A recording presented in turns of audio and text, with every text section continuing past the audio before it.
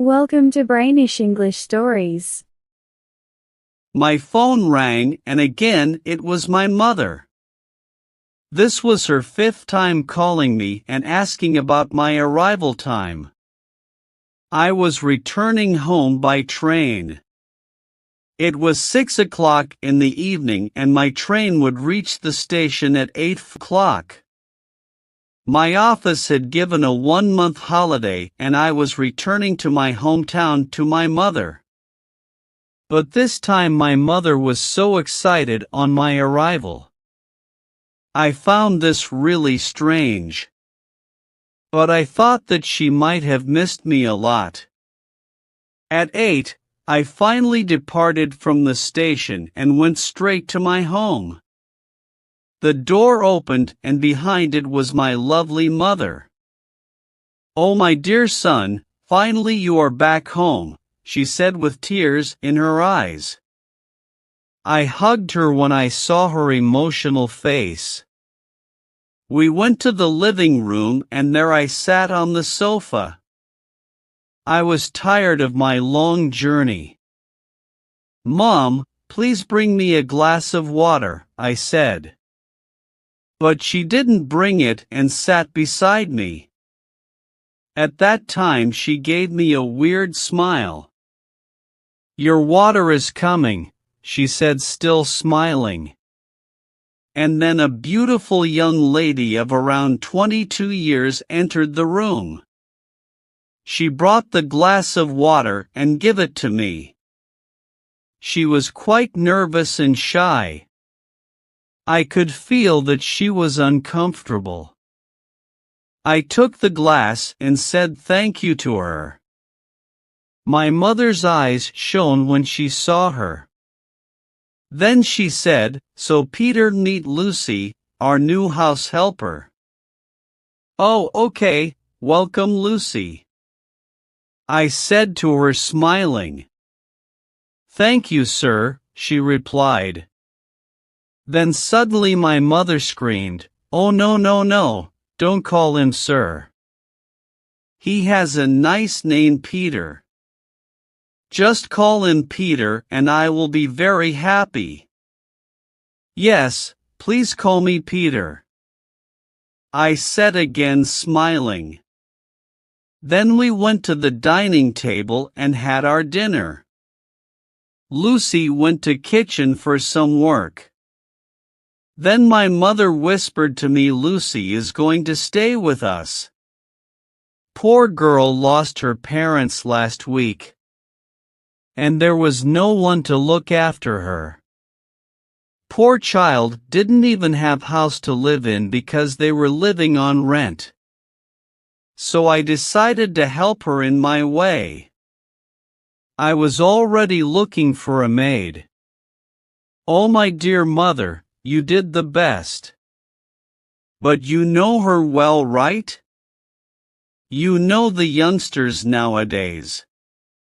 And having a complete stranger in our house. No, she is not a stranger.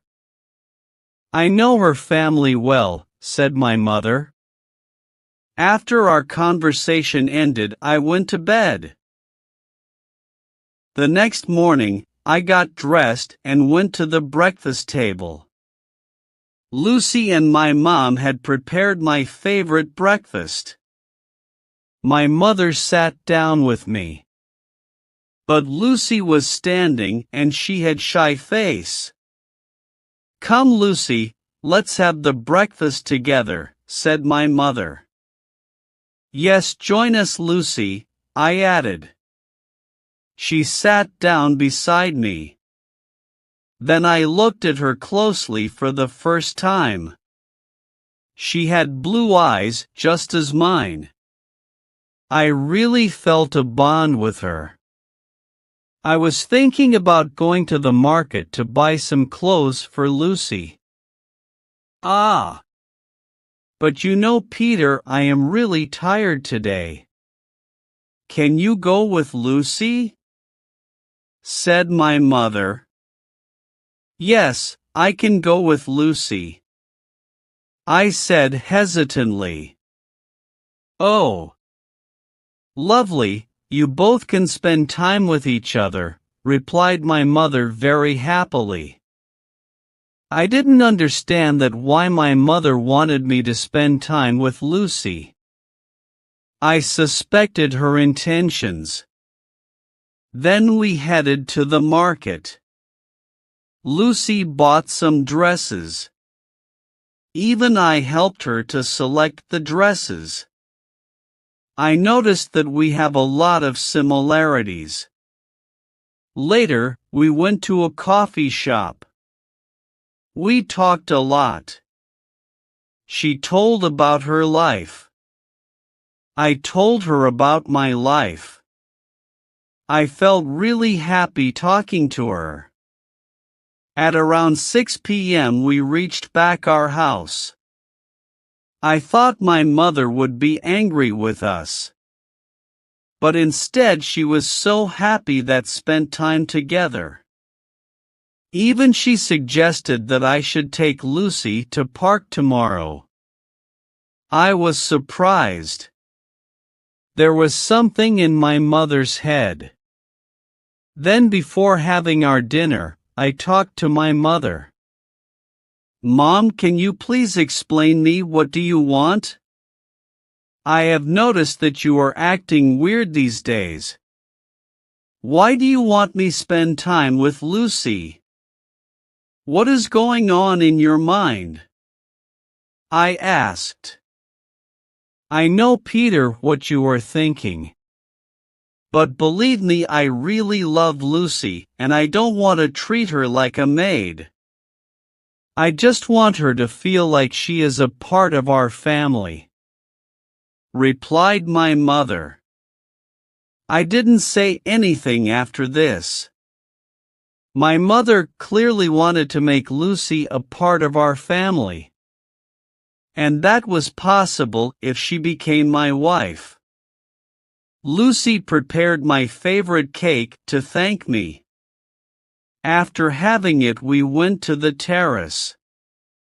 We had a really special time together. We laughed and talked. Then for a moment my eyes looked straight into her eyes. There was silence. She looked beautiful in the moonlight. I held her hand. Then she smiled at me. What a beautiful night it was. I went to bed, but I couldn't sleep. I was just thinking of Lucy. I felt a special bond with her from the very first day. And now I knew that I was in love with Lucy. I needed to tell this to my mom and Lucy. My mother would be very happy because she wanted this. I decided that I would propose Lucy tomorrow night. Early the next morning, I went to buy a ring for Lucy. I made some arrangements in the backyard. I decorated it with lights and flowers. My mother didn't know that I was going to propose Lucy. I thought I would tell her later. At night, I took Lucy in the backyard. She was so happy to see arrangements I made for her. Then I bent down on my knees, took out the ring and proposed her. She was very happy and had tears in her eyes. Then she screamed yes, yes, yes. Hearing her voice, my mother came into the yard. She saw the ring in my hand and Lucy in front of her. I was just putting the ring into Lucy's finger, and my mother shouted, "What is all this? What are doing, Peter?" I laughed and replied, "I am going to marry Lucy, my first love. And this is what you wanted me to do. Believe me, mother, I am the happiest man today." "What nonsense! You can't marry her. Are you both out of your senses?" My mother shouted and then she fainted. I couldn't understand anything. Lucy and I quickly were totally shocked. I called the doctor immediately. After checkup, the doctor told that my mother had a panic attack.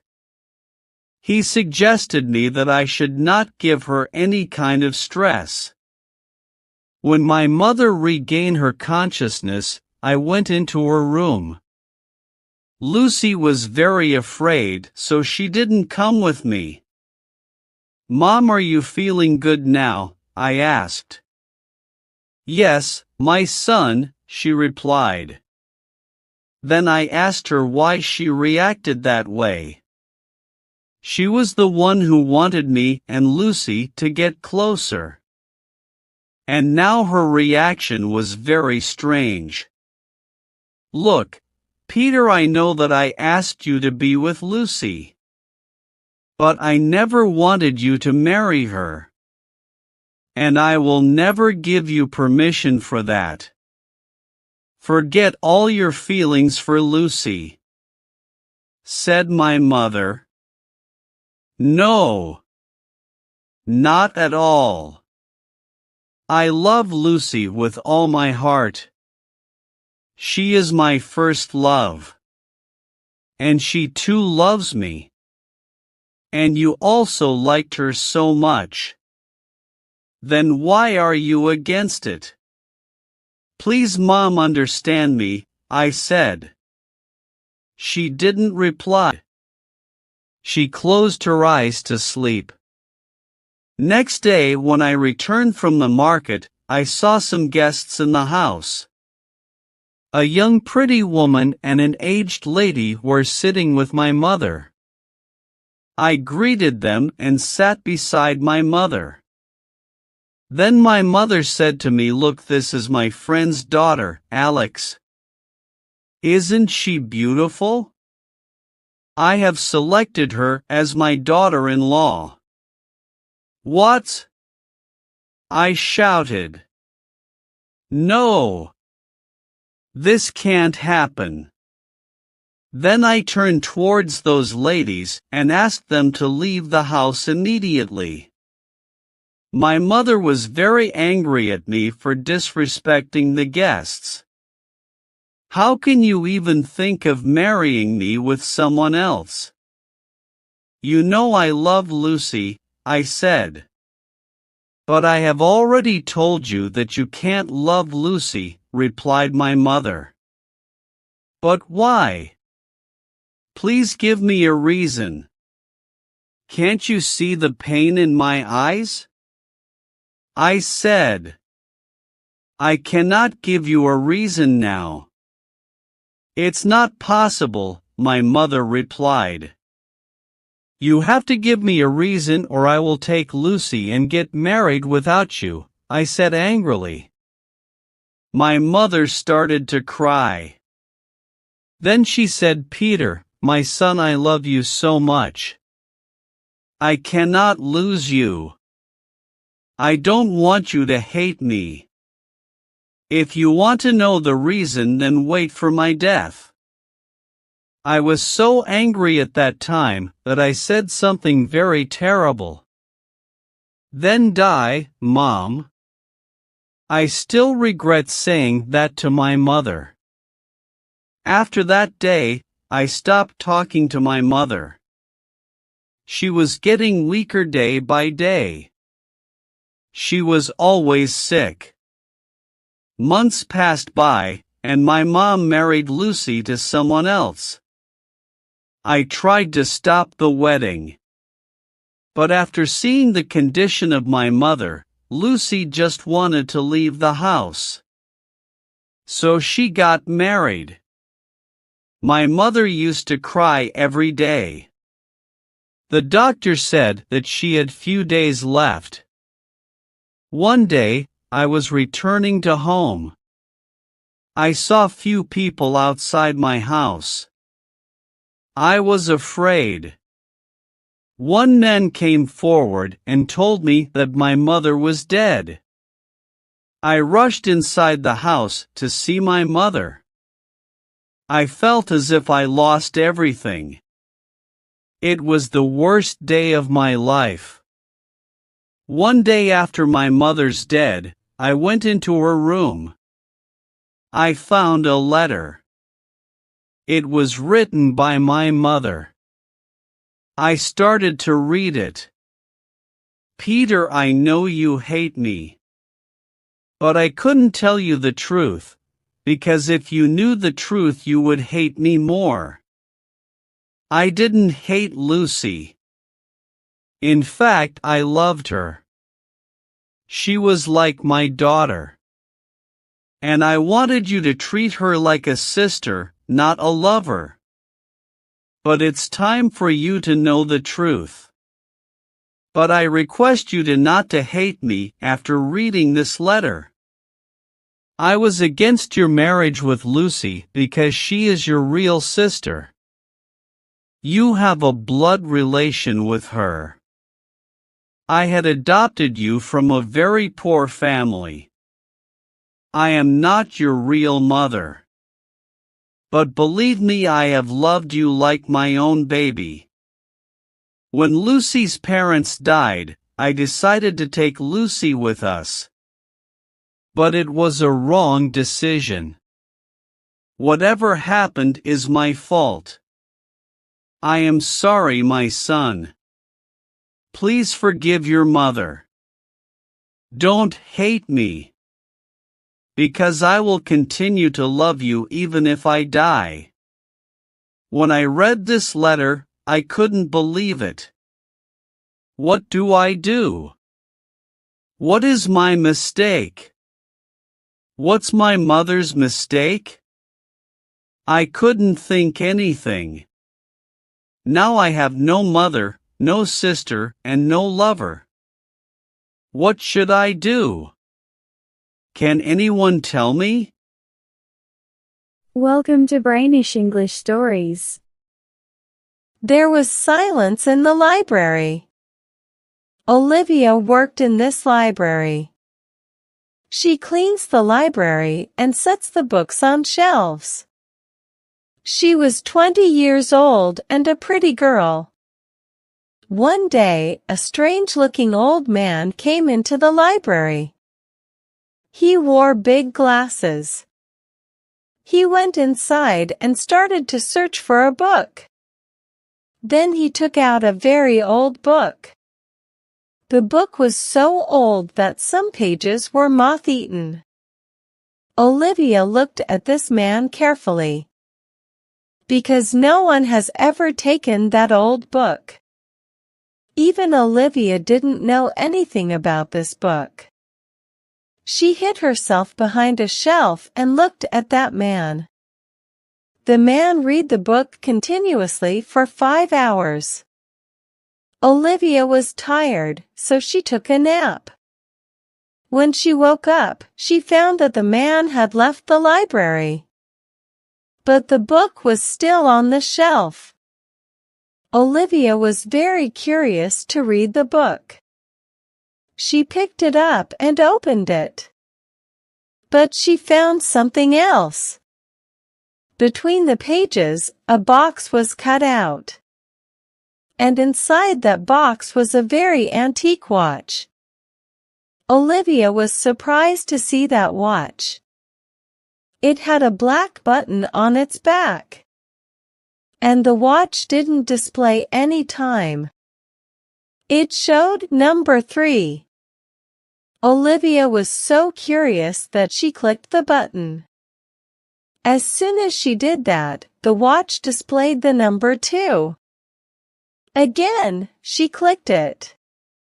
And the watch displayed number 1. Then Olivia decided to click it again and see what happened. As soon as she clicked it, the watch displayed the number 0. And something was written below 0. The watch started to blink. The watch started to speak. It said, "Time to go back." Then suddenly a light came out of the watch. Olivia was frightened. She didn't understand what was happening. The light was increasing. Olivia couldn't see anything. And then a loud noise came. After that, the library was dark. There was no light. And no Olivia. Where was she? Olivia was lying on the floor. But everything around her was different. Olivia opened her eyes and stood up. She was in a library, but this library was very different and old. Then she looked at a poster in the library. On the poster was written, Victorian-era city. What? I am in the Victorian era. This watch had transferred me 150 years back in time. Oh God! Where am I? Cried Olivia. Olivia was in the same place 150 years ago. She didn't know anyone here.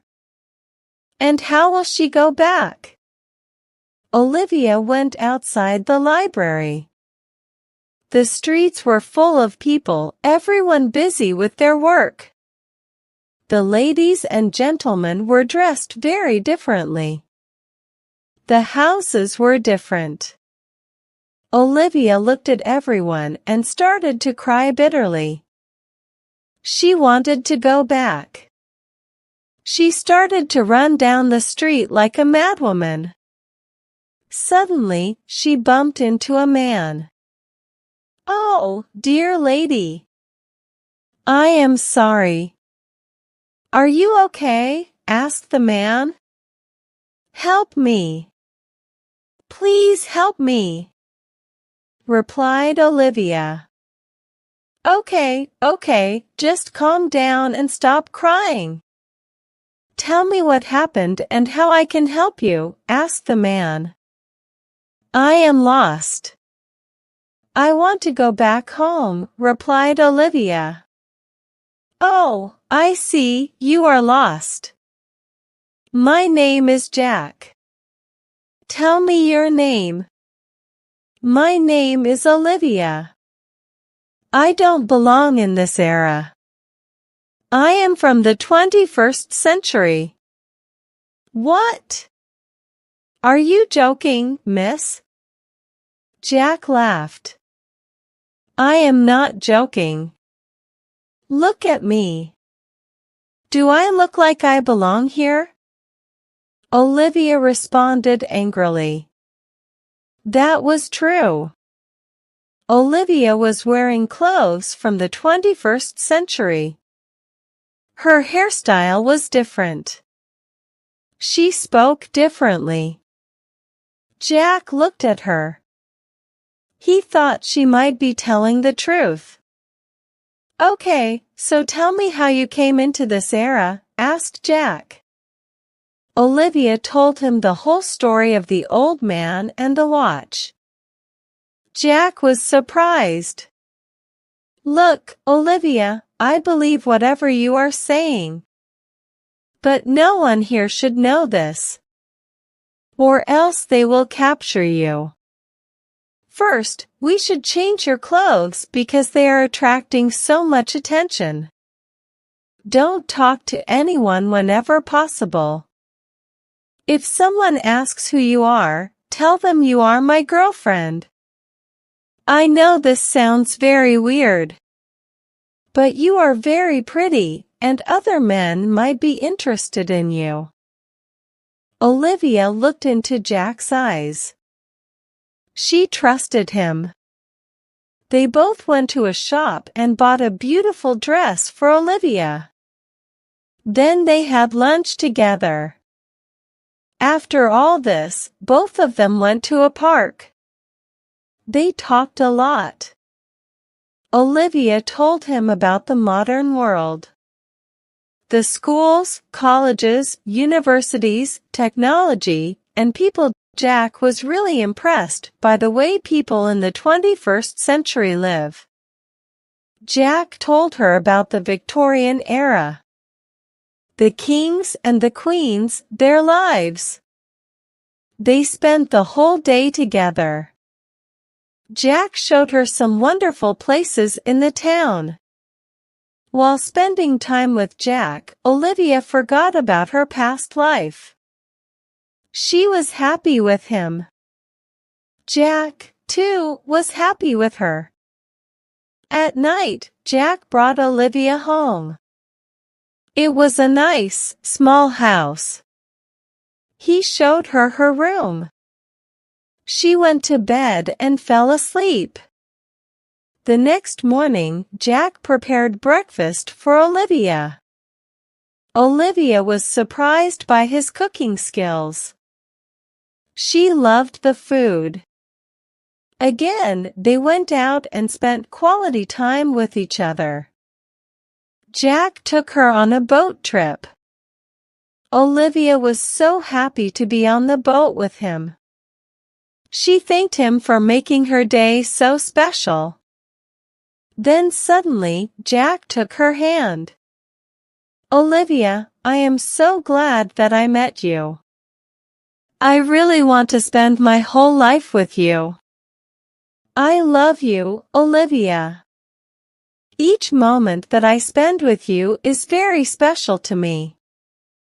I know we both are from different eras, but I feel a strong bond with you," said Jack. "I love you too, Jack.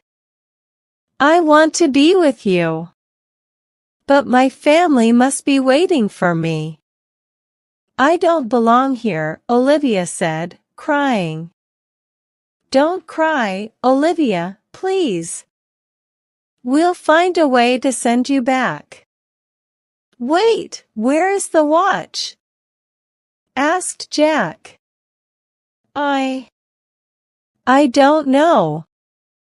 Last time it was with me in the library," replied Olivia. "Then let's go find it."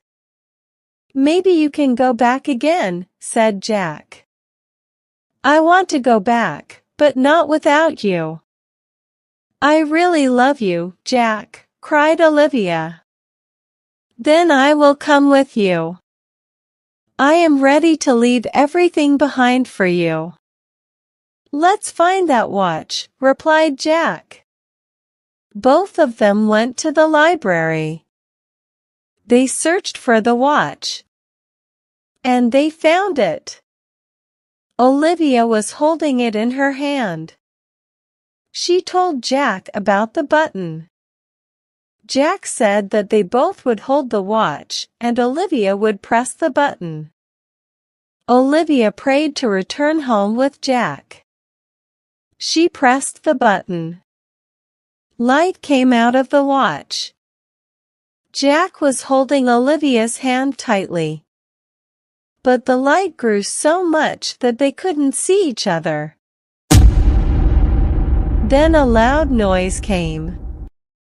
And after that, there was silence. There was darkness all around. Olivia was lying on the floor. She woke up and found herself back in the library of the 21st century. But where was Jack? She stood up and started looking for Jack.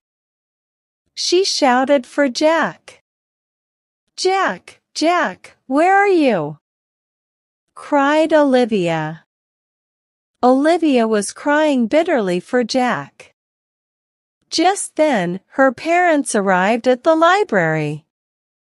They had been looking for her for 2 days.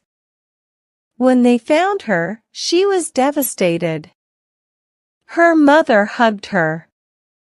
She was brought back home. The next morning, when Olivia woke up, she was very happy to be at home. But where was Jack? Olivia asked her parents if they had seen a boy with her or not.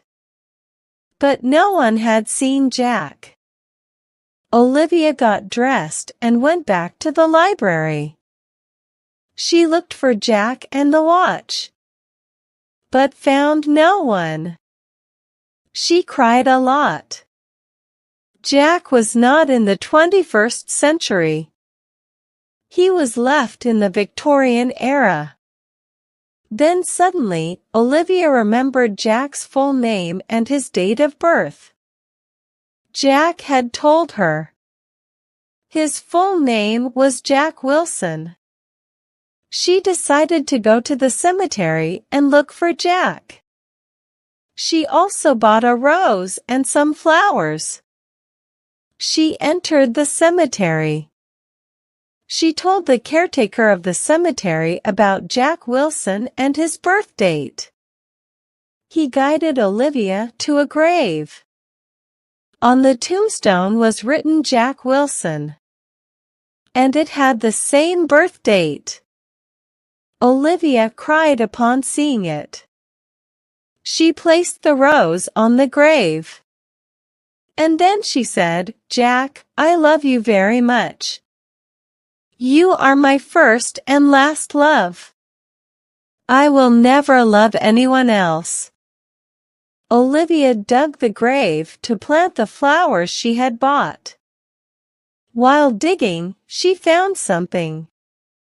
It was the magical watch. She found it.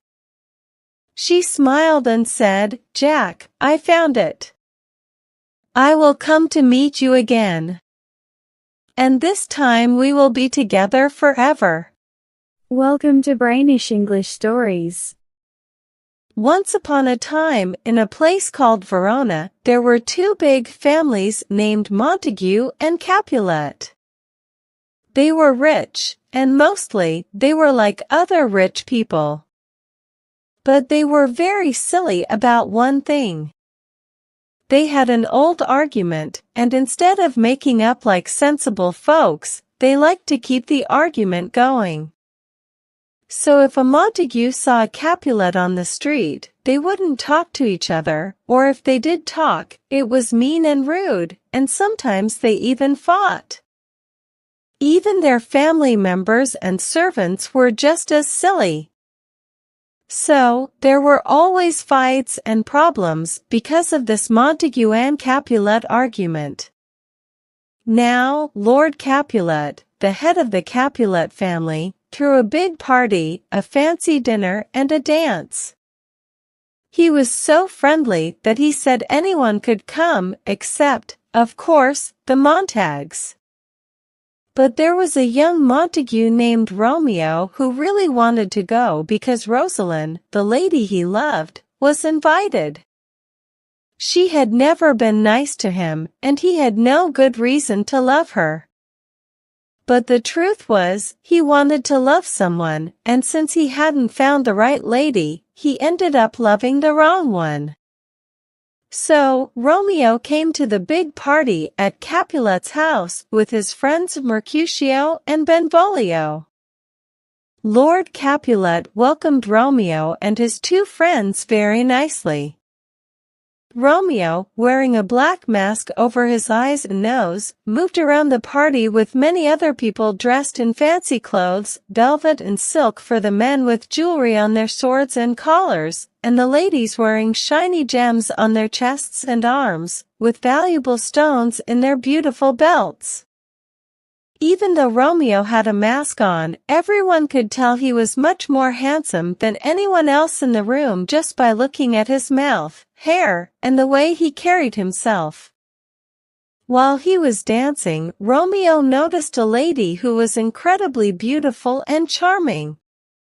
From that moment on, he forgot all about Rosalind, the lady he thought he loved. He watched this new lady as she danced in her white satin dress with pearls.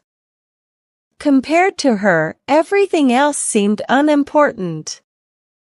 He was probably saying something like that when Tybalt, Lady Capulet's nephew, recognized Romeo's voice. Tybalt was very mad and went to tell his uncle that an uninvited Montague, Romeo, had come to the party. but Lord Capulet was a true gentleman and didn't want to be rude to anyone in his own house, so he told Tybalt to calm down. But Tybalt was just waiting for a chance to start a fight with Romeo. In the meantime, Romeo got closer to the lovely lady and told her that he loved her. Just then, the lady's mother called her away.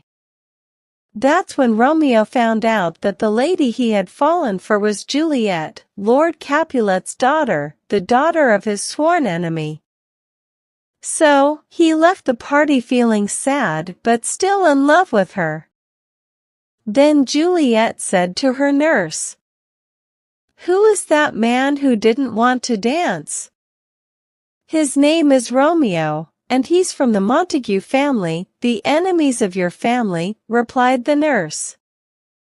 Juliet then went to her room and looked out of her window at the beautiful garden lit by the soft moonlight.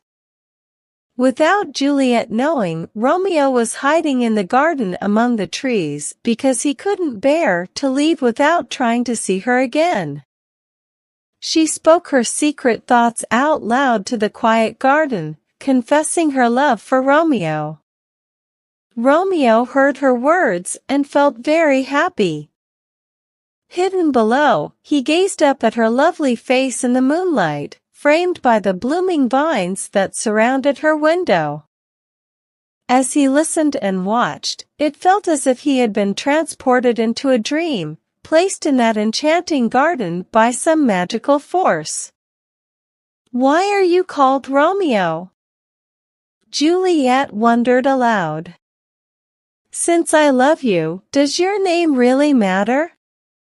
Call me anything but Romeo, and I'll adopt a new name."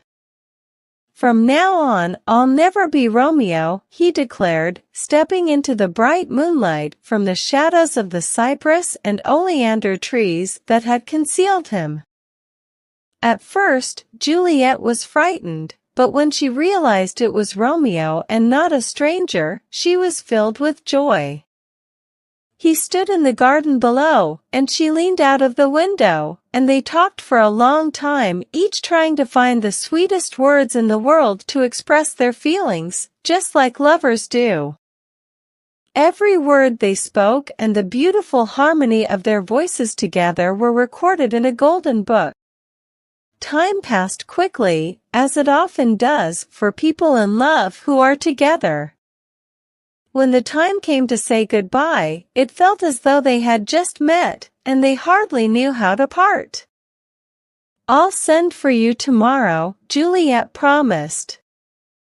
With staying together and feeling very sad to say goodbye, they finally bid each other farewell. Juliet went back into her room, and a dark curtain covered her bright window. Romeo departed through the peaceful and dewy garden, feeling as though he were walking in a dream. The next morning, very early, Romeo went to Friar Lawrence, a priest, and told him the whole story. He asked the friar to marry him and Juliet without delay. After some discussion, the priest agreed. So when Juliet sent her old nurse to find out Romeo's plans for the day, the nurse returned with the message that everything was ready, and they would be married the following morning. The young lovers were scared to ask their parents if they could get married, like young people usually do, because of the silly old argument between the Capulets and the Montagues. Friar Lawrence was ready to help the young lovers secretly because he believed that once they were married, they could tell their parents, and it might bring an end to the old argument. So, early the next morning, Romeo and Juliet got married in Friar Lawrence's room and said their goodbyes with tears. Romeo promised to visit Juliet in the garden that evening, and the nurse prepared a rope ladder to lower from the window so Romeo could climb up and talk to his beloved wife in private. But something terrible happened that very day. Tybalt, the young man who had been so angry about Romeo going to the Capulets' party, met him and his friends, Mercutio and Benvolio, in the street. He called Romeo a bad person and challenged him to a fight. Romeo didn't want to fight with Juliet's cousin, but Mercutio drew his sword, and they fought. Sadly, Mercutio was killed. When Romeo saw his friend was dead, he forgot everything except his anger toward Tybalt, and they fought until Tybalt was killed too. So, on the day of their wedding, Romeo killed Juliet's cousin, and he was ordered to leave the city. Poor Juliet and her new husband met that night as planned. He climbed the rope ladder among the flowers and found her window. However, their meeting was sad, and they parted with tears and heavy hearts, because they didn't know when they would see each other again. Meanwhile, Juliet's father, who didn't know she was married, wanted her to marry a man named Paris. He got very angry when she refused and went to Friar Lawrence to ask for advice. The friar suggested that Juliet should pretend to agree to marry Paris, and he said, "I will give you a drink that will make you seem dead for 2 days. When they take you to the church, they will actually be taking you to your burial, not your wedding. They'll put you in a tomb, thinking you're dead, but before you wake up, Romeo and I will be there to take care of you. Are you willing to do this, or are you scared?" "I'll do it." "Don't talk to me about fear," said Juliet. She went home and told her father that she would marry Paris. If she had told her father the truth, well, then this story would have turned out differently. Lord Capulet was happy to have his way and started preparing for the wedding, inviting his friends and getting the feast ready. Everyone stayed up all night because there was so much to do and so little time. Lord Capulet thought that marrying Paris would make Juliet happy. Juliet was really sad about her husband Romeo, but her father thought she was upset because of her cousin Tybalt's death and believed that marriage would give her something else to focus on. Early in the morning, the nurse came to wake up Juliet and get her ready for her wedding. But Juliet wouldn't wake up, and at last, the nurse cried out suddenly, "Oh no! Oh no! Help! Help! My lady is dead! Oh, what a terrible day!" Lady Capulet rushed into the room, followed by Lord Capulet and Lord Paris, the groom. There lay Juliet, cold and pale, and no amount of crying could wake her up. So, instead of a wedding, they had a funeral that day. Meanwhile, Friar Lawrence had sent a messenger to Mantua with a letter for Romeo, explaining everything that had happened. But everything went wrong because the messenger was delayed and couldn't go. However, bad news spreads quickly. Romeo's servant, who knew about the marriage but not about Juliet's fake death, heard about her funeral and hurried to Mantua to tell Romeo that his young wife was dead and lying in the grave. "Is that true?" Romeo cried, his heart shattered. "Then I will lie beside Juliet tonight." So, he bought some poison and rushed back to Verona. He hurried to the tomb where Juliet was resting. It wasn't a regular grave, it was a vault. He broke open the door and was about to descend the stone steps leading to the vault where all the deceased Capulets were laid when he heard a voice behind him telling him to stop. It was Count Paris, who was supposed to marry Juliet that very day. "How dare you come here and disturb the deceased Capulets, you awful Montague!" Paris exclaimed. Poor Romeo, overwhelmed with grief, tried to respond calmly. "You were warned," said Paris, "that if you returned to Verona you would die." "I must indeed," replied Romeo. "I came here for no other reason. Please, kind young man, leave me alone." "Oh, go away before I harm you. I care for you more than I care for myself. Go away and leave me here."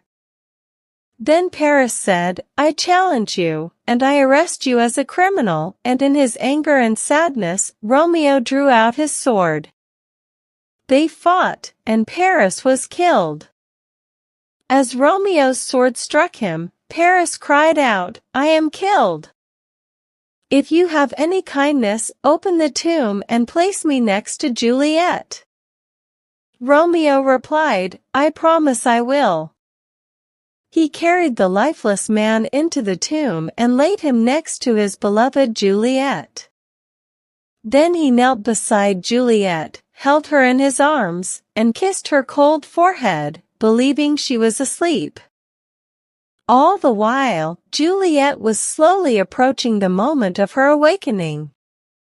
Romeo then drank the poison and passed away beside his beloved wife. Friar Lawrence arrived when it was too late and saw the tragic scene.